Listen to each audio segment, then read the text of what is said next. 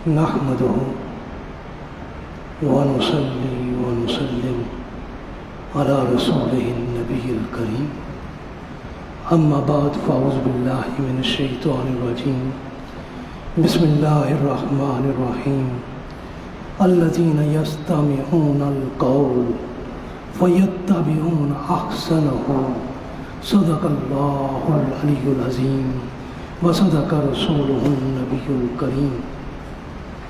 معزز سامعین و حاضرین گرامی قدر، اللہ رب العزت کے فضل و احسان اور اس کی توفیق خاص سے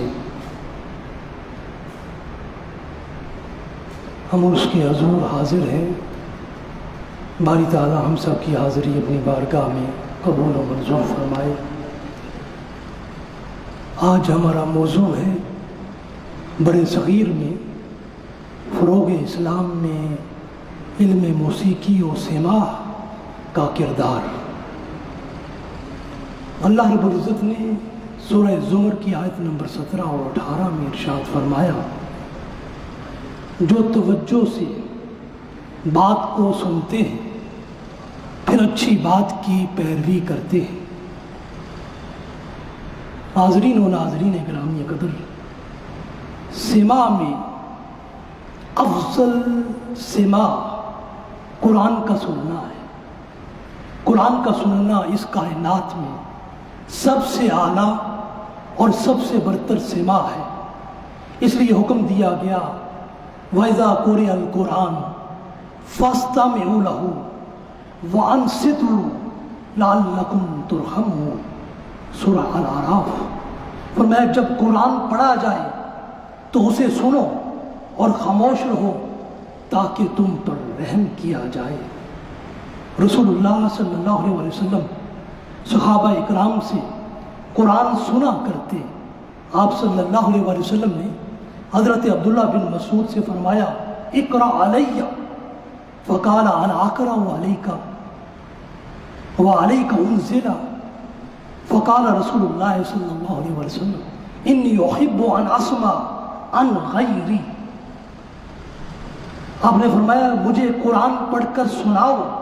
حضرت عبداللہ بن مسعود نے کہا، یا رسول اللہ صلی اللہ علیہ وسلم، کیا میں آپ کو قرآن پڑھ کر سناؤں جبکہ آپ صلی اللہ علیہ وسلم پر تو قرآن اترا ہے؟ رسول اللہ صلی اللہ علیہ وسلم نے فرمایا، میں چاہتا ہوں کہ کسی اور سے قرآن سنوں۔ حاضرین و ناظرین گرامی قدر، رسول اللہ صلی اللہ علیہ وسلم کے اس عمل سماع قرآن سے محفل قرأت قرآن کی سماعت سنت رسول قرار پاتی ہے۔ رسول اللہ صلی اللہ علیہ وسلم جب قرآن پڑھتے تو بڑے بڑے کفار، نضر بن حارث جو بڑا فصیح اللسان تھا، عتبہ بن ربیعہ جو عربی بلاغت میں ساحرانہ حیثیت رکھتا تھا، ابو جہل بن ہشام جو کلام عرب میں ایک بہت بڑا نام تھا، یہ سب رسول اللہ کا قرآن پڑھنا چھپ چھپ کر سنتے تھے۔ ایک رات عتبہ قرآن سنتے سنتے بے ہوش ہو گیا اور ابو جہل سے کہنے لگا، یہ کلام مخلوق کا کلام ہرگز نہیں ہے۔ حاضرین و ناظرین گرامی قدر، سماعت قرآن ہی سے لفظ سماع مختلف مقامات پر متعارف ہوا ہے۔ صحابہ اکرام نے رسول اللہ صلی اللہ علیہ وسلم سے سماعت حدیث کی سعادت بھی حاصل کی ہے، اور اسی طرح روایت قرآن و حدیث اور سماعت قرآن و حدیث کا عمل امت مسلمہ میں ہمیشہ جاری و ساری رہا ہے۔ اب اس لفظ سماع کا اطلاق اسلامی معاشرے میں تدریس میں اساتذہ اور تلامذہ کے درمیان بھی جاری رہا ہے، یہاں تک کہ علمی اور ادبی مجالس اور محافل میں سماع کا عمل ہر روز وقوع پذیر ہوتا رہتا ہے، اور سماع کا لفظ بطور خاص اشعار کے لیے بھی استعمال ہوا ہے۔ پھر اشعار کا سماع مضامین اور بغیر مزامیر کے بھی ہوا ہے۔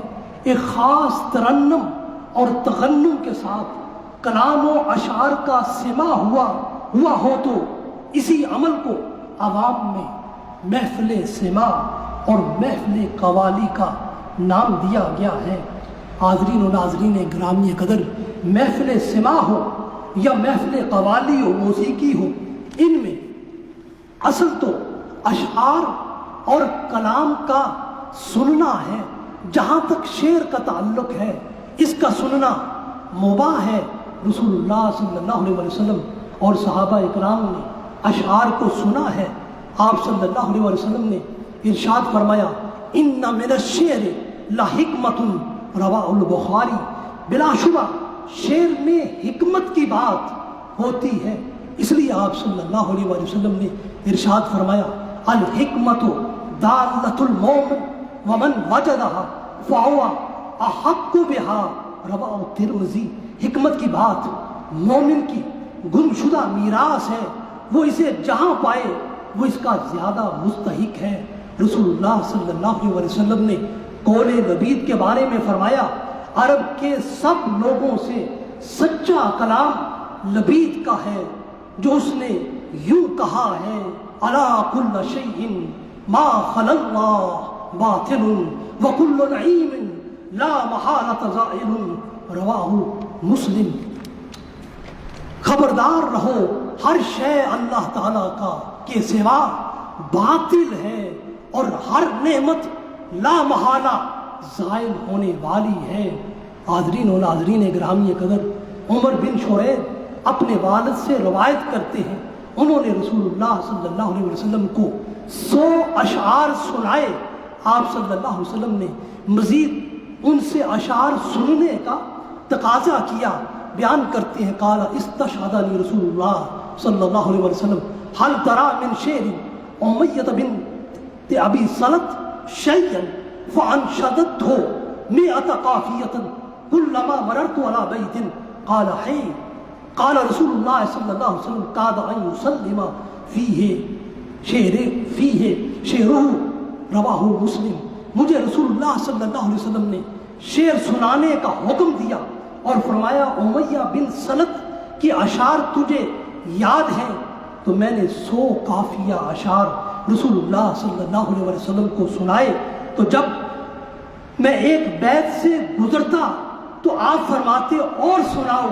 اس کے بعد رسول اللہ صلی اللہ علیہ وآلہ وسلم نے فرمایا کہ قریب تھا کہ وہ اپنے اشعار میں اسلام لے آتا۔ حاضرین و ناظرین گرامی قدر، اشعار کے مضامین اور ان اشعار کے کلام کی بنا پر ان کے بارے میں 2 طرح کا موقف پایا جاتا ہے۔ ایک گروہ ان کے سننے کو مستحسن قرار دیتا ہے، دوسرا گروہ ان کے سننے کو کبھی جانتا ہے۔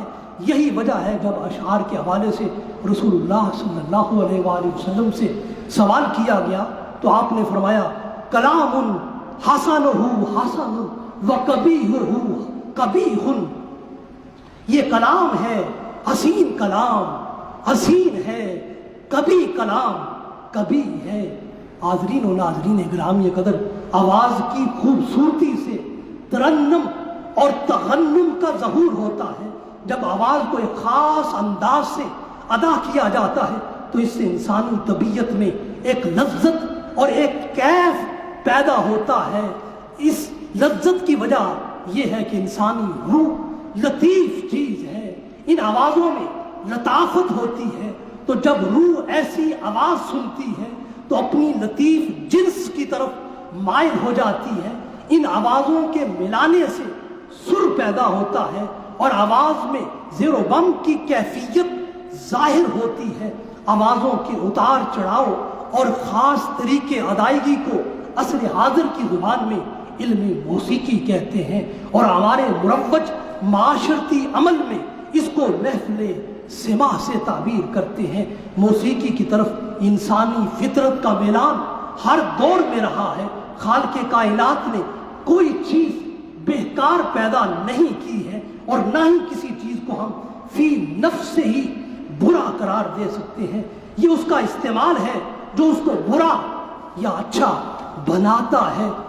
حاضرین و ناظرین گرامی قدر، برصغیر پاک و ہند میں صوفیاء اکرام نے عارفانہ کلام کو الہام کے ذریعے بہت زیادہ فروغ دیا ہے، اور انہوں نے سماع اور قوالی کے ذریعے عشق الہی کے حقائق انسانی وجود میں اپنی نگاہ کے اثر سے اتارے ہیں۔ عشق الہی کی تیز آنچ سے انہوں نے انسانی وجود میں موجود باطل اور کفر کا خاتمہ کیا ہے۔ صوفیاء کرام نے اپنی دعوتی اور تبلیغی سرگرمیوں کے ذریعے علاقے فتح نہیں کیے ہیں، بلکہ انہوں نے انسانی قلوب اور اذہان کو فتح کیا ہے۔ انہوں نے شعر اور سر کے ذریعے برصغیر کے کونے کونے میں اسلام کو پہنچایا ہے۔ سر کے ذریعے اس خطہ برصغیر میں اسلام کو ہر جگہ پہنچانا، حتیٰ کہ یہاں کی کافر اور مشرک آبادی کے دلوں میں اسلام کی شمع کو فیروزاں کرنا، خالصتاً ایک عصری اجتہادی کام تھا، جس کی توفیق باری تعالیٰ نے اس وقت کے صوفیاء اور اولیاء کو بطور خاص عطا کی تھی۔ اس علم موسیقی میں بھی مسلمانوں نے پوری دنیا میں ایک لازوال مثال قائم کی ہے۔ امیر خسرو نے ہندوؤں کے خبیر میں رچی ہوئی موسیقی پر ایسا قبضہ کیا ہے کہ مسلمان آج بھی برصغیر پاک و ہند میں موسیقی کے استاد کے منصب پر فائز ہیں، اور ہندو اس میدان میں ان کے خوشہ چین اور شاگرد ہیں۔ صوفیاء اکرام نے قوالی اور سماع سے دل پلٹنے اور دل بدلنے کا کام لیا ہے۔ یہ صوفیاء اکرام کا اجتہادی کام تھا، جس کو عرف عام میں قوالی اور محفل سماع سے یاد کیا جاتا ہے، مگر یہ مسئلہ عجز فہم کے ریگستان میں کبھی حلال و حرام کی خلط مبحث کا شکار ہو کر بے نتیجہ اور غیر مؤثر ہو جاتا ہے۔ حالانکہ صوفیاء اکرام نے اس خطہ ہند کو اسلامستان اور پاکستان عشق حقیقی اور وحدت توحید کی مہ پلا کر ہی بنایا تھا۔ صوفیاء اکرام نے یہاں کے بسنے والوں کو عشق الہی کی شراب طہور اسی ذریعہ اور اسی طریق سے ان کو پلائی تھی، اور وہ صوفیاء دین اسلام کی روح عشق کو خوب جانتے تھے، اس لیے کہ عشق نہ ہو تو شرع دین بت قدائے تصورات علم موسیقی اور شعر و شاعری کو فروغ دیتا ہے اور اسے ارتقاء کی جانب پروان چڑھاتا ہے۔ یہ علم سماع لمحہ گزراہ کو ساکت کر دیتا ہے، خیال و فکر کو ششدر اور حیران کر دیتا ہے، اور وقت کو تھمتا ہوا اور محویت و مستی کے ماحول میں لے جاتا ہے۔ یہ علم سماع عالم تخیر میں عرفان حقیقی کے مدارج طے کراتا ہے۔ سلسلہ چشتیہ کے بزرگان دین نے موسیقی اور سماع اور الحان و ایقاع کے ذریعے برصغیر میں اشاعت اسلام کا عظیم کارنامہ سر انجام دیا ہے۔ انہوں نے اپنی مجلس قوالی اور محفل سماع کے سود و صدا اور سوز و سر کے ذریعے ہندوؤں کے پتھر دلوں کو موم کر دیا تھا اور ان کو مومن اور مسلمان بنا دیا تھا۔ ان صوفیاء کرام کی نگاہ ناز اور پرسوز آواز نے اس خطہ شرک سے شرک کو پاک کر کے ایمان سے معمور اور برقعہ نور بنا دیا تھا۔ حاضرین و ناظرین گرامی قدر، برصغیر پاک و ہند میں ان اولیاء اور صلحاء کی خدمات ناقابل فراموش ہیں۔ یہ حقیقت ہے کہ برصغیر پاک و ہند میں علم موسیقی کو اسلام کے رنگ میں رنگنے کا کام حضرت امیر خسرو نے کیا ہے۔ سلسلہ چشتیہ نے اس خطے میں ہندوؤں کی نفسیات کو سامنے رکھتے ہوئے ان میں دعوت اسلام کو مؤثر کرنے کے لیے سماع کو بہت زیادہ فروغ دیا ہے۔ اس علم سماع اور موسیقی کی ضرورت اس خطے میں اسلام کو فروغ دینے کے حوالے سے اس لیے تھی کہ یہاں اسلام کی اولین مخاطب ہندو قوم موسیقی اور سنگیت کو اپنے دھرم کا لازمی اور بنیادی عنصر سمجھتی تھی، اور انہی کی زبان میں اسلام کا پیغام دینے کے لیے صوفیاء چشت نے اجتہادی بصیرت سے کام لیتے ہوئے فروغ اسلام کے لیے قوالی اور سماع کے ذریعے اجتہاد اثر کیا ہے۔ چنانچہ سلسلہ چشتیہ کے بانی حضرت خواجہ معین الدین چشتی اجمیری نے سماع کا باقاعدہ اپنی حیات میں اہتمام کیا، اور جنوبی ہند میں آپ کے سلسلہ چشت نے بڑی مقبولیت پائی۔ حضرت خواجہ معین الدین چشتی کے بعد آپ کے خلیفہ مجاز حضرت بختیار کاکی نے سماع کو اس قدر حرز جاں بنایا کہ ان کا وصال بھی حالت سماع کے دوران اس شعر کشتگان خنجر تسلیم را، کشتگان خنجر تسلیم را، ہر زمان از غیب جانے دیگر است، ہر زمان از غیب جانے دیگر است۔ اس شعر کی سماعت پر 4 دن کی مسلسل وجدانی کیفیت میں آپ کا وصال ہوا ہے۔ پھر ان کے خلیفہ حضرت فرید الدین گنج شکر نے اپنے متعلقین میں اس سلسلہ سماع کو خوب پروان چڑھایا ہے، اور پھر ان کے خلیفہ خاص حضرت نظام الدین اولیاء محبوب الہی نے محفل سماع کو بہت زیادہ فروغ دیا۔ پھر آپ کی مجلس اور آپ کی صحبت کی برکت سے آپ کے خلیفہ حضرت امیر خسرو نے اس میدان علم میں ایسا طلوع کیا ہے کہ وہ علم سماع اور موسیقی میں آفتاب نصف النہار کی طرح برے صغیر کے افق پر چمکتے رہے ہیں اور دمکتے رہے ہیں۔ ہندو اپنی دیوی اور دیوتاؤں سے اپنی مناجاتیں اشعار کو گا کر اور موسیقی کے قالب میں ڈھال کر مانگتے تھے، جبکہ مسلمانوں کے ہاں ایسا کوئی عملی تصور نہ تھا۔ قرآن کی بھی مسلمان قرات کرتے تھے، قرآن کو گاتے نہیں تھے۔ صوفیاء نے عارفانہ کلام کو موسیقی اور سماع کے ذریعے ہندوؤں کے اس طریقے مناجات کا متبادل بنایا، اور اس عارفانہ کلام کے ذریعے انہوں نے اپنے رب سے اپنے عاشقانہ، محبانہ اور وجدانی تعلق کا اظہار کیا، اور محفل سماع کا مقصود عرفان الہی اور توحید الہی کو ٹھہرایا، جس کی بنا پر ہندو بڑی تیزی کے ساتھ دائرہ اسلام میں داخل ہونے لگے۔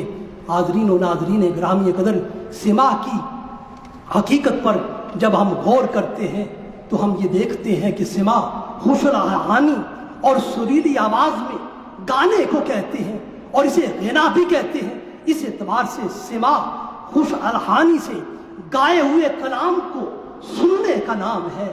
اب یہ غنا اور سماع 2 اعتبار سے ہوتا ہے۔ ایک بالمزامیر ہے جن میں آلات موسیقی کے ساتھ گایا جاتا ہے، جس میں خواجہ غلام فرید کوٹ مٹھن کے نزدیک سارنگی، تنبورا اور ستار وغیرہ آ جاتے ہیں، اور اس میں وہ ساز شامل ہیں جو سانس دے کر بجائے جاتے ہیں، اور اس میں مرلی، شہنائی اور بانسری وغیرہ بھی آ جاتے ہیں۔ اور دوسری قسم بلا مزامیر کے سماع ہے، اس قسم میں آلات موسیقی کے بغیر گایا جاتا ہے، اس میں دف، ڈھولک، نقارہ اور طبلہ وغیرہ آ جاتے ہیں، اور یہ مزامیر میں شامل نہیں ہے۔ اس کے بعد خواجہ غلام فرید کوٹ مٹھن فرماتے ہیں کہ مزامیر کے حرام ہونے کا ثبوت کسی آیت کریمہ سے قطعاً ثابت نہیں ہوتا ہے، جبکہ حدیث مبارکہ میں مزامیر کی جو حرمت آئی ہے وہ بالغرض ہے، بالاصل نہیں ہے، بالاصالہ نہیں ہے، یعنی حقیقتاً حرام نہیں ہے، بلکہ اس کی خاص شکل سننے سے منع ہے، جبکہ سماع بلا مزامیر کے لیے موقف جواز کا ہے۔ خواجہ غلام فرید کوٹ مٹھن جواز سماع کے لیے فرماتے ہیں جہاں تک سماع کا تعلق ہے فی حد ذات ہی یہ حلال ہے، اور جس سماع کو حرام قرار دیا گیا ہے وہ حرام چیزوں کے شامل ہونے کی وجہ سے حرام ہے۔ ایسا سماع جس میں شراب آ جائے، ایسا سماع جو محض کھیل کود हंसी और मजाक और ऐश परस्ती और फोश गोई पर मुश्तमिल हो वो सिमा हराम हो जाता है। हाज़रीन और नाज़रीन ग्रामी कदर, सिलसिला चिश्तिया के तमाम औलिया और सुल्हा ने शरीयत की पाबंदी को अपने ऊपर लाजिम ठहराया है और इसके साथ साथ सिमा में भी खूब दिलचस्पी दी है। बड़े ज़ौक़ और शौक़ के साथ माफ़िले सिमा में वो हाजिर होते रहे हैं, अगरचे उनकी मुखालफत भी की गई थी, मगर ये सारे के सारे अपने तरीक पर कायम रहे और सिमा को अपने तरीक का जुज़ करार दिया और इस्लामी तालीमात की रूह से इसे मुबाह करार दिया। हाज़रीन और नाज़रीन ग्रामी कदर, सिलसिला चिश्तिया में सिमा तरीक़त की जान है। हज़रत निज़ामुद्दीन औलिया सिमा बिल मज़ामीर सुनते थे, जबकि उनके खलीफा हज़रत चिरागुद्दीन देलवी सिमा बिला मज़ामीर समात करते थे। हज़रत चिराग देलवी के खलीफा हज़रत बंदा नवाज गैसुए दराज सिमा बिल मज़ामीर के कायल थे। इसी तरह हज़रत पीर मेर अली शाह सिमा बिल मज़ामीर का एहतमाम करते थे। अहले सिमा के 3 दर्जे हैं, इनमें एक मुब्तदी होते हैं, दूसरे मुतवस्सित होते हैं और तीसरे कामिल दर्जे पर होते हैं। जो सिमा में पहले दर्जे पर हैं वो सिमा से नदामत हासिल करते हैं। दूसरे दर्जे वाले अहले शौक वो सिमा से शौके दीदार की नेमत पाते हैं और तीसरे दर्जे वाले अहले यकीन वो सिमा से यकीन की मजीद दौलत हासिल करते हैं। सिमा अपने तालिबीन के लिए सूरज की तरह है।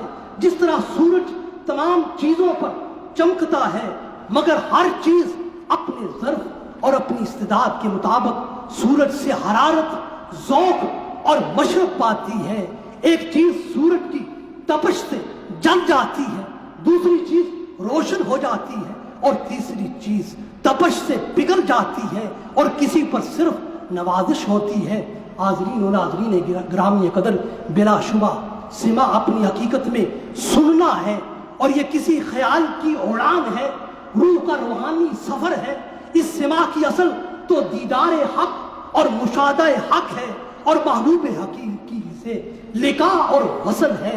सिमा का आगाज ख्याल फराक से है और इसकी इंतहा दीदार और जलवाए हक से है।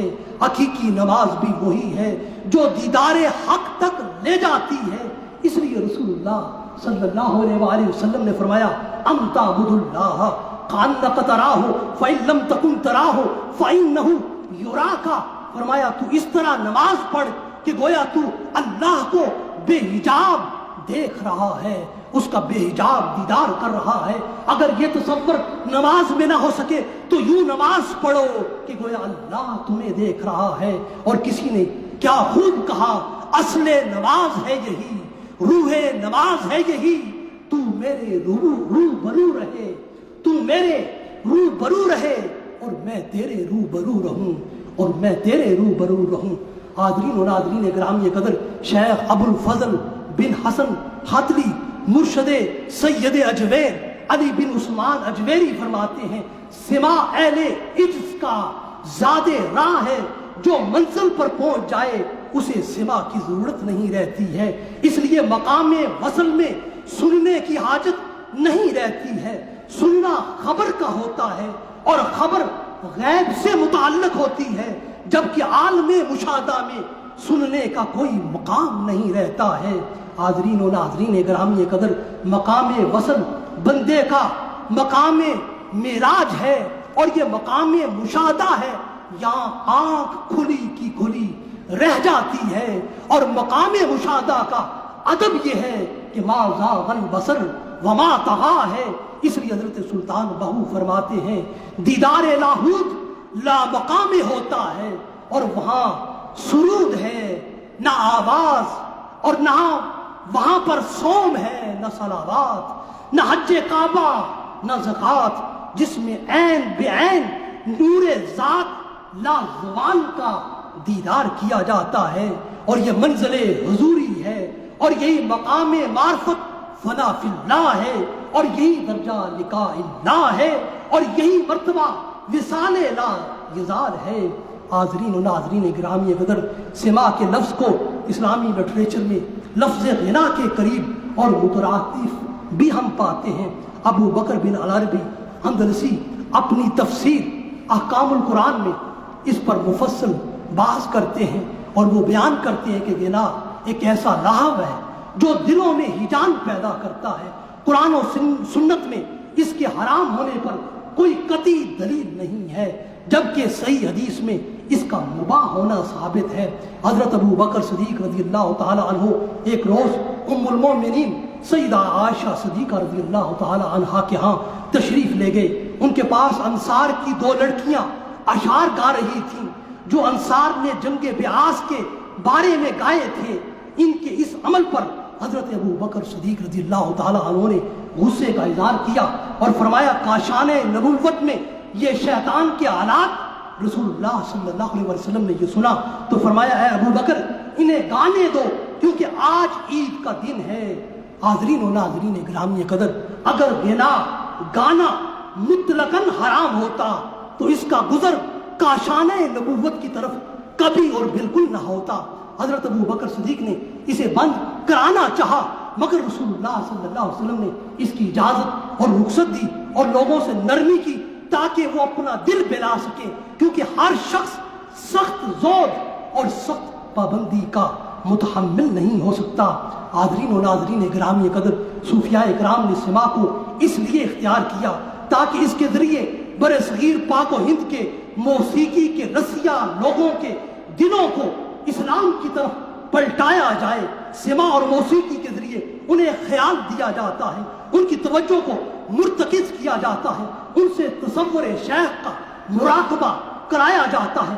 سما میں خیال انسانی زندگی کے جہان باطن کا عام ترین حواس ہے اور اس سے انسان کی قوت متحیلہ اور قوت متصرفہ دونوں کام لیتی ہیں، اور اس خیال کو حدیث مبارکہ میں نیت سے تعبیر کیا گیا ہے۔ ارشاد فرمایا انما الاعمال بالنیات، رواہ البخاری۔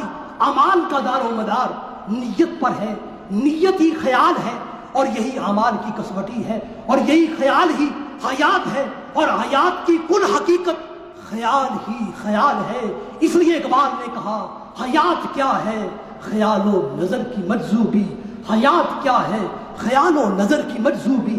خیال کی محویت انسانی زندگی کا نصب العین ہے، خیال ہی عقیدہ بنتا ہے اور عقیدہ ہی پرستش کی بنیاد اور اساس بنتا ہے، اور اس خیال کو پھر یقین کی منزل پر پہنچایا جاتا ہے، اس لیے کہ فقط خیال یقین اور ایمان کے بغیر بے اثر رہتا ہے اور بے نتیجہ دکھائی دیتا ہے۔ اس لیے ماہر القادری نے کیا خوب کہا خیال و فکر کی شیشہ گری میں کچھ بھی نہیں، خیال و فکر کی شیشہ گری میں کچھ بھی نہیں، یقین نہ ہو تو فقط آگاہی میں کچھ بھی نہیں، یقین نہ ہو تو فقط آگاہی میں کچھ بھی نہیں۔ خیال انسان کو درد و سوز دیتا ہے اور یہی مقام بندگی ہے۔ انسان اپنے خیال کے درد و سوز میں ساری حیات گزار دیتا ہے اور یہی خیالی شان بندگی اور کمال بندگی کی طرف لے جاتا ہے۔ اس لیے اقبال کہتا ہے متاع بے بہا ہے درد و سوز و آرزو مندی، مقام بندگی دے کر نہ لوں شان خدا بندی۔ نماز کے لیے محبوب حقیقی سے نکاح اور وصل کے علاوہ کوئی بہتر اور عمدہ خیال نہیں ہے، بلکہ یہی خیال دیدار حق اور شوق نکاح ہی اصل نماز ہے۔ اور اس خیال کو اقبال یوں مرکوم کرتا ہے شوق اگر تیرا نہ ہو میری نماز کا امام، شوق اگر تیرا نہ ہو میری نماز کا امام، میرا قیام بھی حجاب میرا سجود بھی حجاب، میرا قیام بھی حجاب میرا سجود بھی حجاب۔ حاضرین و ناظرین گرامی قدر، خلاصہ کلام کی طرف بڑھتے ہوئے عرض کروں سما اور موسیقی یہ دونوں سر، دھن، لگن، آواز اور کلام کا مرکب ہے۔ یہ سما انسانی جذبوں کو مہمیز دیتا ہے، رزمیہ دھن سے دل دھڑکنے لگتے ہیں، سوز و سر جذبہ ایمانی کو فروغ دیتے ہیں، جنگوں میں جذبہ جہاد کو نمو دیتے ہیں۔ سما اور موسیقی انسانی جذبوں کا صرف ایجان ہی نہیں ہے بلکہ ان کا صحیح عرفان بھی ہے۔ اگر مقاصد جلیل ہوں تو اسباب بھی سچے رنگ میں رنگے جاتے ہیں۔ سما اور موسیقی انسان میں موجود جذبہ و ایکان کو رواں دواں رکھتے ہیں۔ برے صغیر پاک و ہند کے سلسلہ چشتیہ کے صوفیاء نے اسی حقیقت کی معرفت پاتے ہوئے ہندوؤں کو اسلام کے قریب لانے کے لیے سما کا اجتہادی عمل شروع کیا تھا۔ موسیقی اور گائکی ہندو دھرم کا جزو تھی۔ سما کے اختراع اور ایجاد نے انسانی جذبوں کو روحانی رجحانات کے ایک جہان باطن میں آباد کر دیا تھا اور ایک خود شناسی کی دنیا ان پر وا کر دی تھی، اور سما نے ان کے باطن کو وحدت الوہیت کے آفتاب سے روشن کر دیا تھا۔ سما کے ذریعے انسانی دلوں کے اندر کی نرمی اور تبدیلی ان کو چوکھٹے اسلام پر اور قبولیت اسلام پر لے آئی۔ صوفیاء اکرام کی جدوجہد کا نقطہ کمال ہمیشہ یہی رہا ہے کہ تزکیہ نفس کے ذریعے دلوں کو فتح کیا جائے۔ بادشاہ اور شہنشاہ زمین اور علاقوں کو فتح کرتے ہیں، جبکہ اولیاء و صلحاء اذہان و قلوب کو فتح کرتے ہیں۔ یہی وجہ ہے کہ برصغیر پاک و ہند کے سلاطین دہلی نے 1526 سے 1712 کے اپنے عرصہ اقتدار میں بڑے بڑے ہندوستانی علاقوں کو فتح کیا ہے۔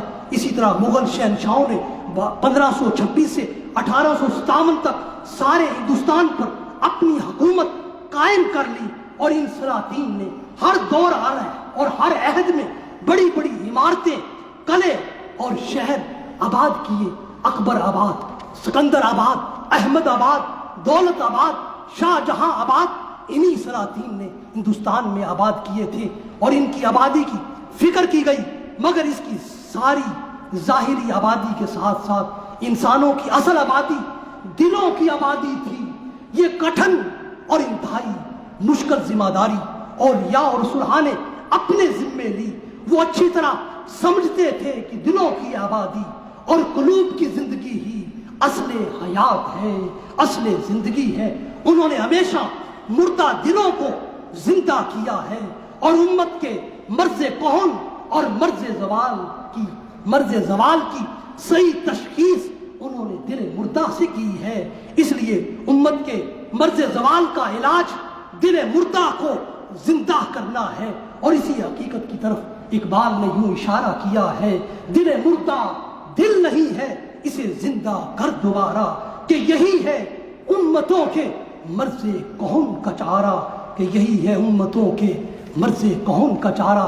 حاضرین و ناظرین گرامی قدر، سما کی علمی اور تحقیقی بنیادوں کو اس کے قائلین اور مجوزین نے تاریخ کے اوراق اور ماخذ و مصادر اسلام میں خوب ڈھونڈا ہے، اور سما کو برے صغیر میں متعارف کرا کے عارف باللہ علماء نے اس کو اپنے اجتہاد اثر کا نام دیا ہے۔ اور اجتہاد ثواب اور خطا دونوں پہلوؤں کو اپنے اندر رکھتا ہے، تا وقتے کہ کوئی نص قطعی آ جائے اور اس کے متعدد دلائل جواز میں سے ایک دلیل یہ دی گئی، اور یہ دلیل حضرت نظام الدین اولیاء نے دلی کے 200 سے زائد علماء کے سامنے پیش کی کہ رسول اللہ صلی اللہ علیہ وسلم کے زمانے میں ایک شخص کعب بن زہیر تھا۔ اس نے زمانہ جاہلیت میں چند اشعار رسول اللہ صلی اللہ علیہ وسلم کی حج میں کہے تھے۔ جب رسول اللہ صلی اللہ علیہ وسلم نے مکہ کو فتح کیا تو وہ مکہ ہی میں تھا۔ اسے معلوم ہوا کہ رسول اللہ صلی اللہ علیہ وسلم نے صحابہ اکرام کو فرمایا ہے کہ وہ جہاں بھی زہیر کو پائیں اسے قتل کر دیں۔ جب زہیر کو یہ معلوم ہوا تو اس نے صحابہ اکرام کے ڈر سے عورتوں کا لباس پہن لیا، اور اس تبدیل شدہ لباس میں وہ رسول اللہ صلی اللہ علیہ وسلم کی خدمت اقدس میں حاضر ہوا اور ایمان لے آیا، اور اس کے ساتھ ہی وہ شعر پڑھنے لگا۔ رسول اللہ صلی اللہ علیہ وسلم نے اس سے پوچھا تم کون ہو؟ اس نے کہا میں کعب بن زہیر ہوں، میں نے آپ کے اصحاب کے ڈر کی وجہ سے یہ لباس پہنا ہے، اور میں نے 60 اشعار آپ کی حج میں کہے تھے، اب 120 اشعار آپ کی مدح میں کہے ہیں۔ رسول اللہ صلی اللہ علیہ وسلم نے فرمایا اچھا اب وہ اشعار تم سناؤ، اور اس نے وہ اشعار سنانا شروع کیے۔ جب وہ اس شعر پر پہنچا نبہت ان رسول اللہ صلی اللہ علیہ وسلم او عدنی والعفو عند رسول اللہ معمول وہ جب یہ پڑھتا ہے کہ رسول اللہ صلی اللہ علیہ وآلہ وسلم نے مجھے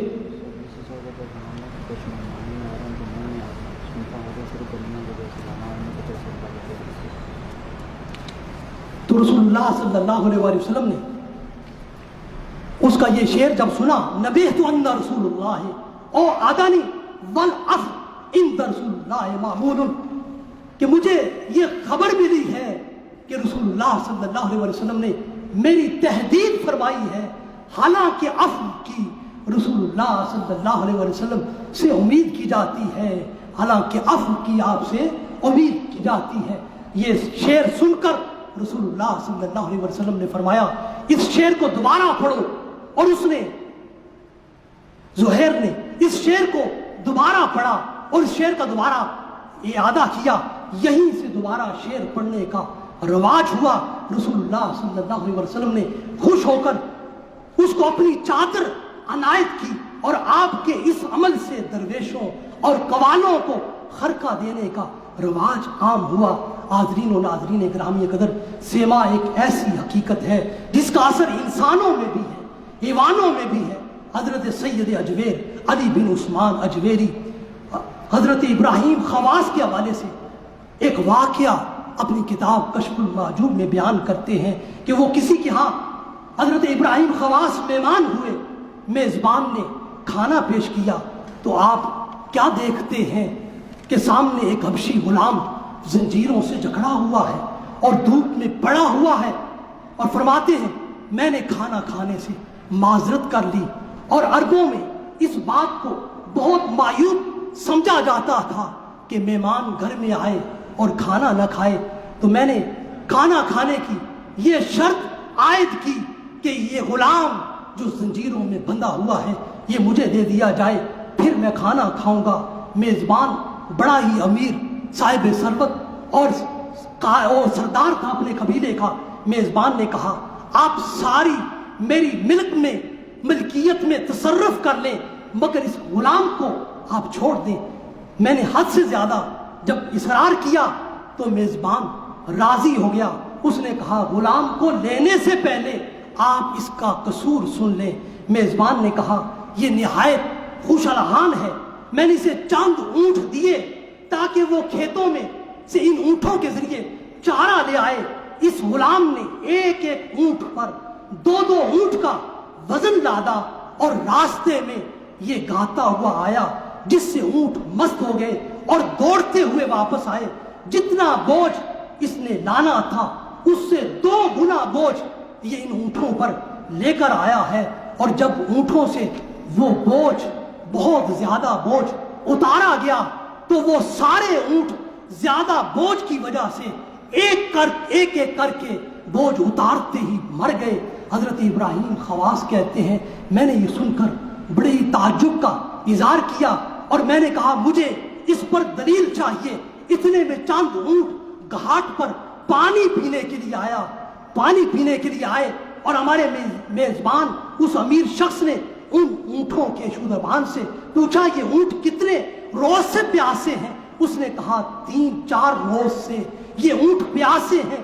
امیر نے غلام سے کہا اب تو گا کر ان اونٹوں کو مست کر۔ اس نے گانا شروع کیا، اونٹ اس کی آواز پر پانی پینا بھول گئے۔ کسی اونٹ نے بھی پانی کی طرف نہ دیکھا۔ وہ اونٹ دیوانہ وار اس گائکی کی سر کی وجہ سے اور اس میں مست ہو کر وہ جنگلوں ویرانوں کی طرف بھاگ گئے۔ اس کے بعد اس امیر نے اس غلام شخص کو آزاد کر دیا۔ اسی طرح سید اجویر اپنی کتاب کشف المحجوب میں بیان کرتے ہیں کہ میں نے ایسے لوگوں کو بھی دیکھا ہے جو اپنی گائکی کے ذریعے اونٹوں کے ساتھ ساتھ دیگر جانوروں کو بھی مست کرتے ہیں اور انہیں راستے میں چلاتے اور دوڑاتے ہیں۔ اسی طرح بیان کرتے ہیں کہ خراسان اور عراق کے علاقوں میں شکاری رات کے وقت ڈھال پر دھن بجاتے ہیں جس کو سن کر جنگل کے ہرن وہاں جمع ہونا شروع ہو جاتے ہیں۔ وہ شکاری اس دھن میں مست ہونے پر ان کو پکڑ لیتے ہیں، اور اسی طرح واضح کرتے ہیں ہندوستان میں ایک گروہ جنگل میں جا کر سرود کرتا ہے اور انواع و اقسام کے راگ گاتا ہے، اور ان راگوں کی آواز سن کر ہرن وہاں پر آنا شروع کر دیتے ہیں اور یہ راگ الاپنے والے وہاں راگ بجاتے رہتے ہیں اور سرود کرتے رہتے ہیں، اور یہاں تک کہ وہ ہرن ان راگوں کی آواز میں مست ہو جاتے ہیں اور اپنی آنکھوں کو اسی مستی کے عالم میں بند کر لیتے ہیں اور سو جاتے ہیں، اور یہ راگ الاپنے والے ان کو پکڑ لیتے ہیں۔ اسی طرح ہم ہر انسان کو اس کے بچپن میں دیکھتے ہیں، یہ اپنی شیر خارگی کی عمر میں جب خوب روتا ہے تو اس وقت اس کی ماں، اس کی دادی اور اس کی نانی اسے خوب لوریاں دیتی ہے اور طرح طرح کی سریلی آوازیں نکالتی ہے، جس کو سن کر یہ روتا ہوا بچہ خاموش ہو جاتا ہے اور اس آواز کو سننے میں محو ہو جاتا ہے۔ حاضرین و ناظرین گرامی قدر، بلا شبہ سماع اور موسیقی انسان کی فطرت کی آواز ہے، اسے عقلا کہتے ہیں۔ جس شخص پر آواز اثر انداز نہ ہو تو ایسا شخص بے حس ہے، یا جھوٹا انسان ہے، یا منافق انسان ہے، یا اس کا انسانوں اور جانوروں کے طبقے سے اس کا کوئی تعلق ہی نہیں ہے۔ حاضرین و ناظرین گرامی قدر، سماع و سرود اور سر کو حضرت میاں میر قادری، شیخ شہاب الدین سہروردی، شیخ بہاؤالدین زکریا ملتانی، حضرت خواجہ عثمان ہارونی، حضرت خواجہ معین الدین اجمیری اور آپ کے سارے خلفائے چشت اور آپ کا کل سلسلہ چشتیہ سماع کا قائل ہے اور اس پر عامل بھی ہے۔ سلسلہ سہروردیہ میں بھی سماع ہے، سلسلہ قادریہ میں سماع کا اہتمام نہیں، البتہ یہ سن لیتے ہیں، جبکہ سلسلہ نقشبندیہ والے سماع کا نہ اہتمام کرتے ہیں اور نہ ہی سنتے ہیں۔ طریقہ قادریہ اور سلسلہ سہروردیہ میں راہ سلوک اور تلاش حق کا ذوق ذکر حقیقی ہے، سلسلہ چشتیہ میں سماع ہے اور سلسلہ نقشبندیہ میں تصور شیخ ہے۔ سماع ایک طبع لطیف کا سبب بنتا ہے، سماع کی دلکشی اس کے سر میں ہے، اور اس کے سر کے بارے میں کسی نے کیا خوب کہا ہے، سر انسان بنا دیتا ہے، سر رحمان ملا دیتا ہے، سر انسان بنا دیتا ہے، سر رحمان ملا دیتا ہے۔ سر کی آگ میں جلنے والے پروانے ناداں نہیں، سر کی آگ میں جلنے والے پروانے ناداں نہیں، سر انسان بنا دیتا ہے، سر رحمان بنا دیتا ہے۔ یہی محفل سماع اور محفل قوالی کا مقصود ہے۔ وآخر دعوانا ان الحمد للہ رب العالمین۔